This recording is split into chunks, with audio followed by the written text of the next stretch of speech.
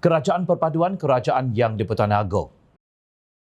Yang di-Pertuan Agong Al-Sultan Abdullah Riayatuddin Al-Mustafa Billah Shah dalam titah ucapan perasmian mesyuarat pertama penggal kedua Parlimen ke-15 mengajak semua pihak bersama berlapang dada dengan hati yang terbuka untuk menerima dan menghormati keputusan pilihan raya pada 19 November lalu. Sekalung tahniah buat Yang Amat Berhormat Datuk Seri Anwar Ibrahim, Ahli Parlimen Tambun yang telah dilantik oleh Beta sebagai Perdana Menteri Malaysia yang ke-10 serta kepada seluruh barisan jemaah Menteri Kerajaan Perpaduan.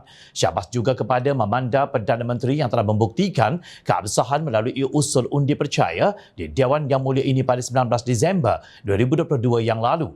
Pada kesempatan ini juga, Beta ingin merakamkan ucapan terima kasih kepada Yang Berhormat Datuk Seri Ismail Sabri bin Yaakob, Ahli Parlimen Bera, di atas segala jasa dan sumbangan bakti beliau menerajui negara sebagai Perdana Menteri ke-9. Demikian mukadimah titah ucapan Yang di-Pertuan Agong. Sekejap, mana dia nama Perdana Menteri ke-8 yang juga pengerusi Perikatan Nasional Tan Sri Mahyadin Mat Yassin dalam titah penghargaan baginda? Ke mana perginya nama pemimpin parti yang kononnya juara Melayu Islam itu? Kenapa namanya tertinggal atau ditinggalkan? Sebaliknya, titah ucapan Yang di-Pertuan Agong berkisar tentang keperluan untuk mengekalkan keharmonian kaum dan kestabilan negara menerusi kerajaan perpaduan selain aspek berkait dengan dasar dan strategi belanjawan yang akan dibahaskan di Dewan Rakyat. Demi mengelakkan gejala pelampau daripada berterusan, baginda menyarankan formula perpaduan antar parti di negara ini apabila tiada parti politik atau gabungan dominan yang memperolehi majoriti muda. Bagi mencapai hasrat tersebut, Beta telah membuka seluas-luasnya ruang kepada ahli-ahli yang berhormat untuk bermuafakat dan mencari kesepakatan atas prinsip perpaduan demi untuk masa hadapan negara. Setelah mengambil pendekatan yang ditetapkan oleh Perlembagaan Persekutuan pada 24 November 2022, Beta telah berkenan untuk melantik Yang Amat Berhormat Datuk Seri Anwar bin Ibrahim sebagai Perdana Menteri Malaysia yang ke-10. Secara ikhlas, Beta berharap Perdana Menteri yang ke-10 ini adalah yang terakhir buat Beta sebelum Beta berangkat pulang ke negeri Pahang Darul Makmur.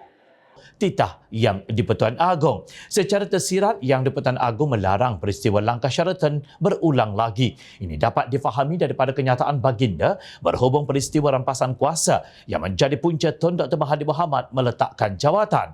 Peristiwa itu didalangi oleh Presiden Bersatu Tan Sri Mahyadin Mat Yassin serta sekutunya bekas Timbalan Presiden Keadilan Datuk Seri Muhammad Azmin Ali, Presiden PAS Tan Sri Abdul Hadi Awang dan beberapa ahli Parlimen UMNO BN pada hujung Februari 2020. Pada pengamatan Beta, jika episod yang membawa kepada peletakan jawatan Perdana Menteri ke-7 tidak berlaku, nescaya rantaian kemelut politik yang berlarutan sehingga pada pilihan raya umum ke-15 juga akan dapat dielakkan, titah baginda.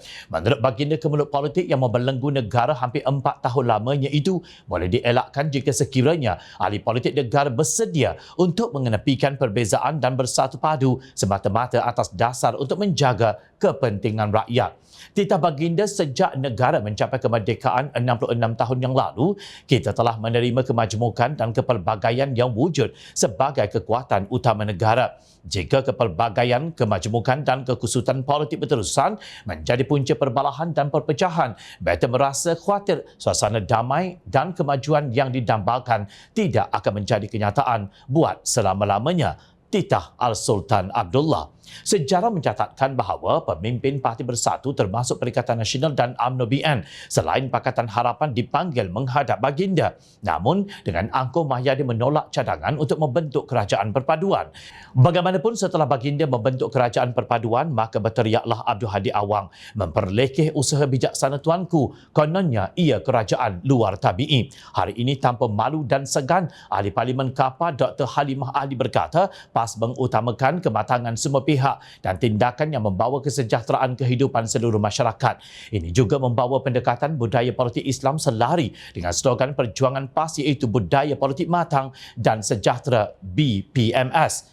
Oleh demikian, semua pihak seharusnya menumpukan sepenuh perhatian kepada solusi untuk mengatasi masalah rakyat yang dihadapi, katanya, seperti dipetik Harakah Daily.